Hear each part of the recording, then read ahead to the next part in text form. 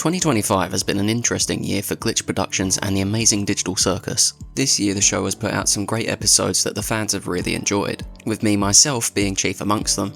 I've been a fan of the amazing Digital Circus since the pilot, and even I will admit that a lot of the episodes put out this year have been pretty phenomenal. In the episodes of the show that were released this year, we got some great character development, as well as some great story development and some world building. And of course, we got Zach Hadel as a fish. Hey there, if you want to find my sunken treasure chest, you'll have to try better than that.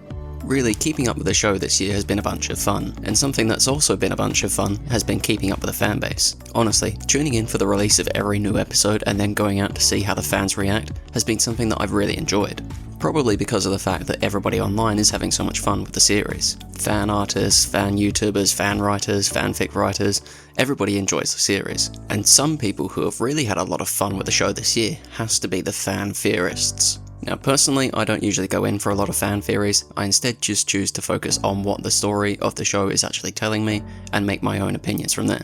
I also often see a lot of fan theories as being very, let's say, wild. And really, I say this just because I think that a lot of fan theorists start with an outcome they want for a story and then build a story around that. Which really is not me knocking fan theorists or anybody like that.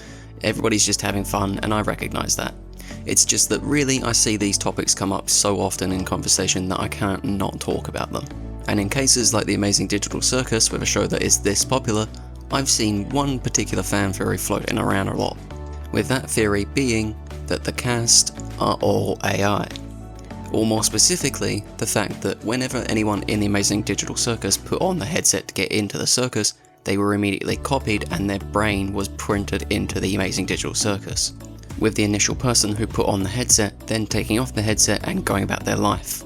And really, I do not enjoy this theory. And honestly, my problems with this theory all boil down to a lack of logic. And again, before I jump right into what that lack of logic entails, I just want to say that I am not knocking anybody who enjoys this theory. Again, people are just trying to enjoy the series however they want, and you are more than welcome to do so. Just like I am more than welcome to do so to point out the flaws with this theory. So let's jump right into it with what I think is the biggest flaw of this theory. That being that copying someone's brain into the amazing Digital Circus doesn't make any sense. Because seriously, with a game like the amazing Digital Circus, I'm pretty sure you would want to build it so that the person who puts on the headset gets directly into the game instead of a copy of them being sent into the game. And really, whenever I've seen anyone talk about this theory, I haven't seen them try to explain this line of reasoning. And with a story like this where they're trapped in a game, wouldn't you want it to be a Tron type thing where that person who put on the headset is immediately transported directly into the game instead of just a copy of them being sent into the game? And I mean, what sort of sense does it make for the people who made the amazing Digital Circus, Cain and Abel, to have them put copies of people's brains into the game instead of people themselves?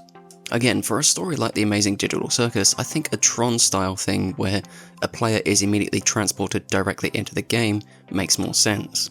And really, whenever I've seen someone talk about this theory online, I haven't seen them try to explain this line of reasoning, which for me makes this whole thing the most problematic part of the theory. And that's not the only hole in this theory. Because really, if someone's having their mind copy and pasted into the amazing Digital Circus, doesn't that mean that they would remember everything, including their names? Really, with a theory like this, you'd expect that this transportation process into the circus would leave someone exactly as they were, with the only difference being that a digital copy of them would just exist in the circus now. And what I'm trying to say with this is just the fact that if you're copying and pasting someone into the circus, then they should probably remember their name. But again, none of the players remember their names. Every time you copy a picture from Google Images and paste it into a Microsoft Word document, you get that entire picture. But really, if you're going to work off the logic of this theory, then pasting the picture into Microsoft Word isn't going to give you the original picture.